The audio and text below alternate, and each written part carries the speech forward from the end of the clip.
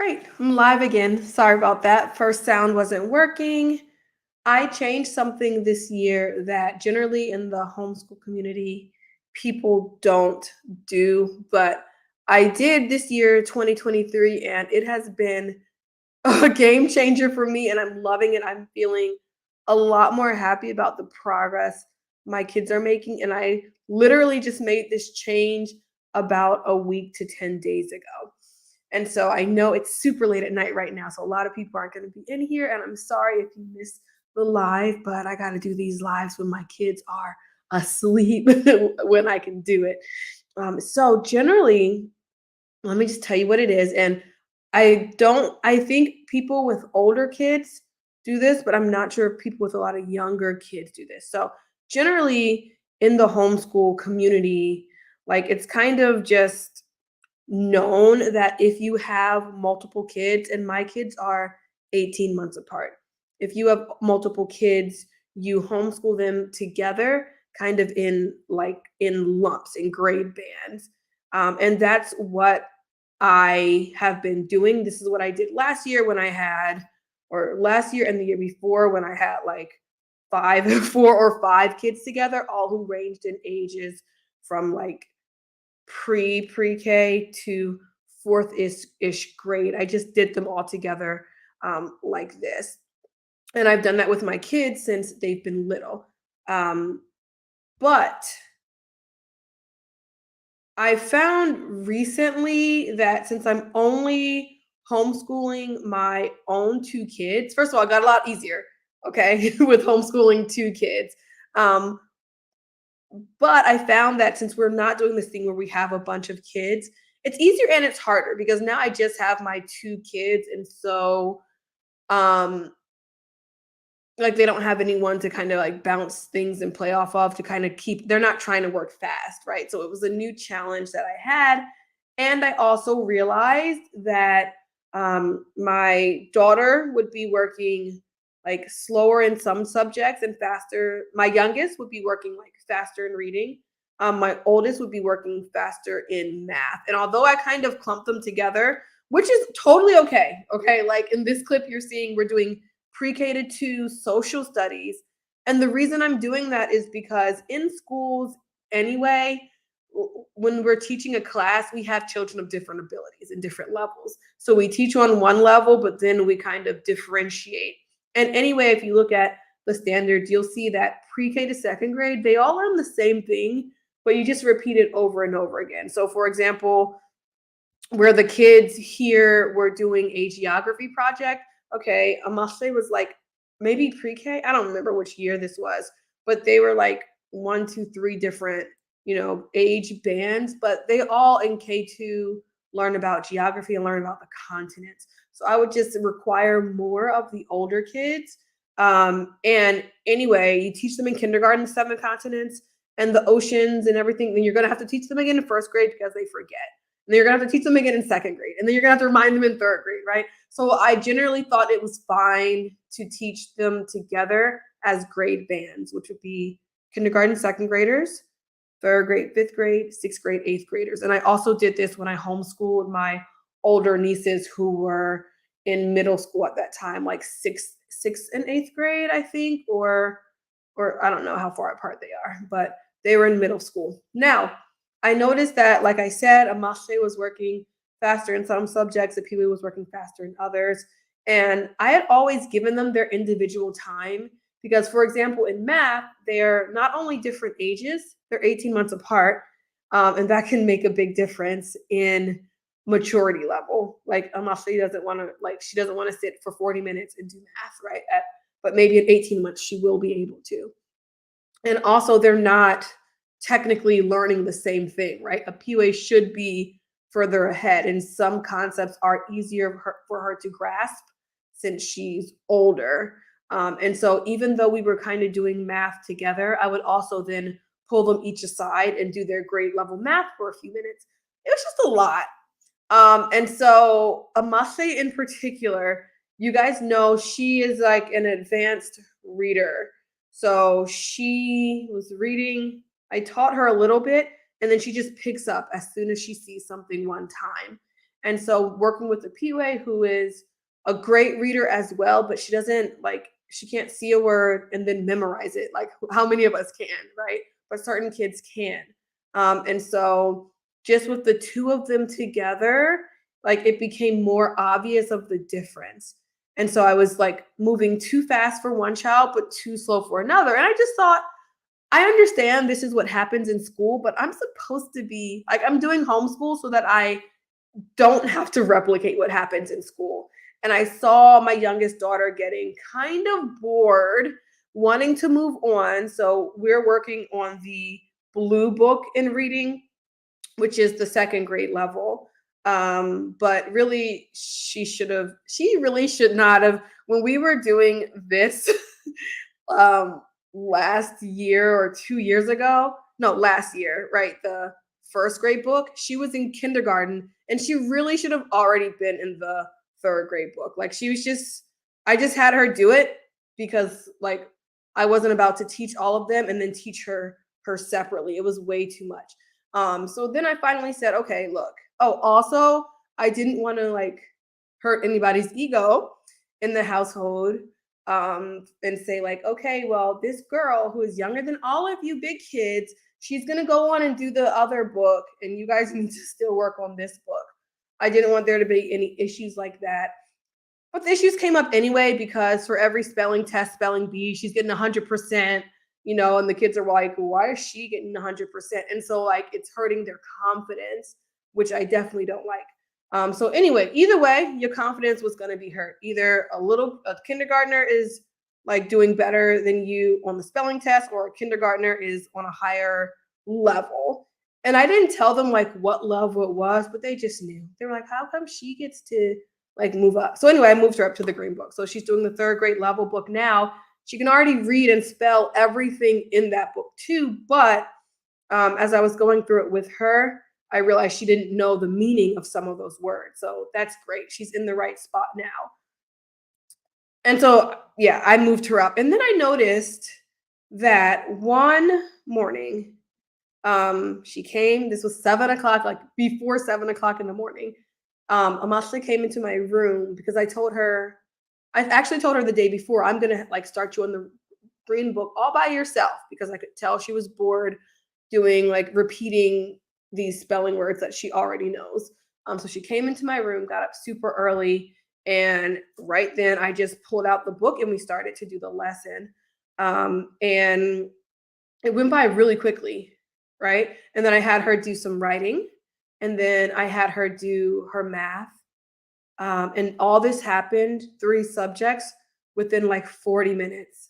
And so I discovered, and maybe you guys already know, but I discovered, well, if I just wake up in the morning, she's an early bird, do all of her core subjects that need to be taught, that I feel for her should be taught separately first thing in the morning from my bed, she learns a lot more than if I wait until, her sister's up and then we have this 4 hour block of time when we're like trying to get through all of our lessons. Now, I think the time, first of all, for some reason, the time still stays the same. Like I'm still homeschooling 4 hours a day from basically 7 a.m. to what is that, 11, if that's right, or actually it's a little bit shorter. But what happens is they learn a lot faster.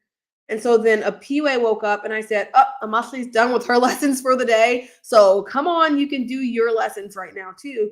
And then a PUA loved it so much better. And then one day I was feeling lazy and I was like, said, okay, girls, come, let's do our lessons. And they were like, no, we don't do our lessons together. I thought you said each person gets their individual time. So they each like having their individual time. So it's about 40 minutes where we do math, reading, writing. So those three subjects right now. And I think I'm going to pull in possibly science. And then together, they're doing social studies, science, and whatever else there is, they're doing together. But I also found that, oh, language arts. like basically the art of understanding complex books. We do that together because the Muslim can understand complex books. Um, but for social studies, I realized so PUA is very talented in social studies and understanding complex topics, and she wants to talk about those. And so I was trying to find a grade level in the middle that could work with them well, but Amase starts not to participate. She'll disengage. I know she's listening because that's how she is, but I'd just rather have her engaged. And so for social studies, I'm thinking of also I might have to just teach them social studies separately. I think we'll stay on the same topic. So I have like a first grade social studies curriculum where they're learning about Indigenous Americans, and then there's a third grade that slash fourth grade social studies where they're learning about Native Americans. And I think a PUA would really love to be on that higher level. So I'm thinking of just teaching them separately social studies, but we're learning the same thing. So at the same time, so our field trips and projects make sense. I hope that makes sense. So basically, since I have been teaching them separately, like the math lesson goes so much faster because I realize like, okay, a must say I just have to do 10 minutes a day, maybe 15, and she's done. She doesn't want to do much more math. A PUA is working much faster because we're actually working on first, second, third, and fourth grade math. And so she's working really fast through her curriculum. And that's good. And same in reading. So a PUA, my daughter PUA needs more repetition in reading. Like she has to write the spelling word. She has to like do a bunch of stuff in order to make sure that she knows it. And I see her improvement. So where she would normally be getting like 80, 85s on her spelling test, now she's getting like 95, well, 95s and 100s. So great. So each child gets about 40 minutes in the mornings, and then we go into like our group thing. The other thing is with trying to teach them at the same time, especially when you have kids of different maturity levels, even if they're in the same age bands, is that a Mafe's time as a kindergartner, first grader has to be broken up more. So I could teach, like I would love to just be like math, science, whatever, reading, social studies all in a row. But for her, she can't handle all of that at the age of 6. So it's like math. Now I have to interject some art or let them have some like alone time while I get on my computer and work and then call them back over. Okay, now it's time for reading. Okay, a Mafse needs a break, but a PUA doesn't. So I'll work with like it was just a lot of juggling, and it's just easier now to teach them individually. So maybe that will help you guys. I don't know. Let me know what you guys think. Um, I'm gonna quickly look at your comments. So I see Chels for hair. This is just the first one I see. I love Native American civilizations and African civilizations course. What are your sources? Are they made by people of color? So the one that I am doing now is made by like a, a, a diverse group, but it's not like specifically made by people of color, but it's made by I don't think there's like the majority of the people on the chair are American Indian or Native American. Um, but it's made by like a big teaching like nonprofit, and they make sure that they are like appropriately talking about Native American civilization. So that's one thing that they learned. What is like a civilization? So I like that.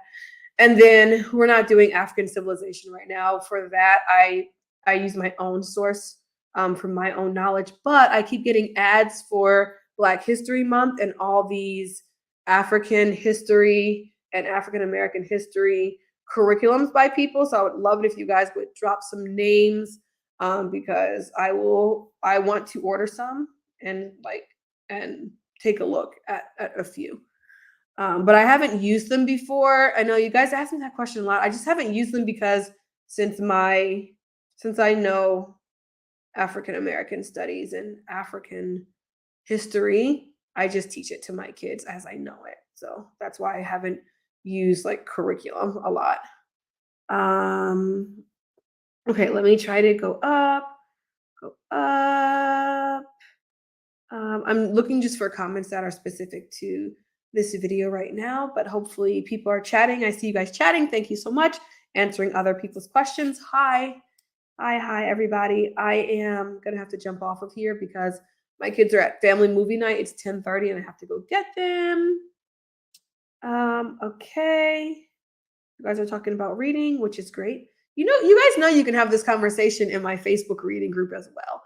If you're in that group, please engage and speak with people. Thank you for those people who are in the group. I see the same people asking and answering questions all the time. So we love to have you guys come and ask and answer questions as well, especially you guys who know more also and who focus more on other subjects. Um,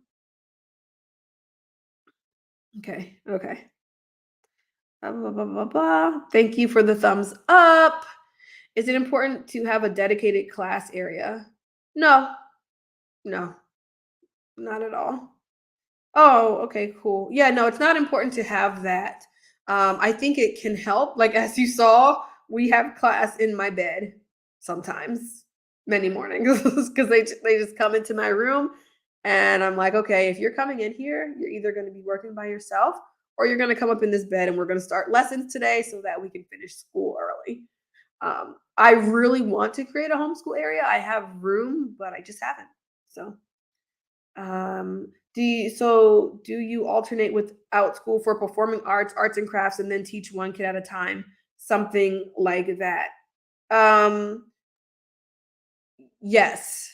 And yes. So actually what I just started doing this a couple weeks ago, within the past couple of weeks.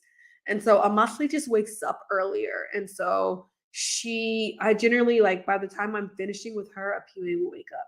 But now that Apua knows that her classes are also in the morning, she's also been getting up. Literally, guys, they will have their stuff out ready for me to teach them because I don't know, they want to learn and they have a schedule for their afternoons of what they're going to do. So they'll have like Amashle designed this because she wants me to sew it. So on her little schedule, it'll be like draw a fashion designer picture, take one out school class, like watch this and this video. So they schedule their afternoons. But the other day, they both came in at the same time. And so they have work that they haven't finished from the day before most of the time, or just general independent work. And so they both came in. So I said, okay, well, Apiwa, you never finished this math. So sit down and finish this math while I teach Amashle her lesson. And then by the time Apiwa finishes, Amashle like maybe needs a little break or something. And so I'll say, okay, you work on these problems and switch. So that's what happened last week. And I think it's probably going to go something like that. Or I'll just tell one child, like, hey, this is your time slot. And so while I'm teaching one child, the other one can be on out school. I haven't paid for any out school classes in a little bit of time though. My kids still have a couple of credits. Um, and I don't know if I'm going to be I have to find some good classes.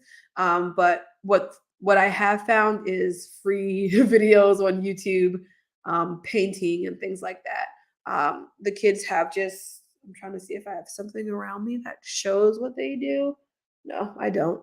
Um, but they'll just go out to their maker space. They spend a lot of time just learning how to code their robots and doing arts and crafts. And not arts and crafts, like making legitimate okay, arts and crafts are good, but also making like really good sketches we are learning about this year. So let's see. Okay.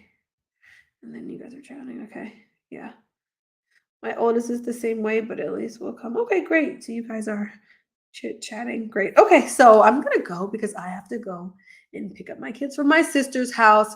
But I just hope this quick video um, helps somebody. Maybe you can consider teaching your kids independently. And I would love for you guys to join the group, if not anything, just to please help answer questions because I see questions up there, but I have so many questions coming in. And things to do. I'm just not as organized as I want to be, so I can't answer every single question. But I would love for you guys to come in and maybe establish yourself as an expert in certain subjects because that would be so helpful for people. I also get a lot of questions about consultations, and I can't do consultations, but I know that a lot of you do. So it would be great if you let me know. Email me, come on Facebook, and let me know so that I can pass those resources on to other people. So, all right. Good night.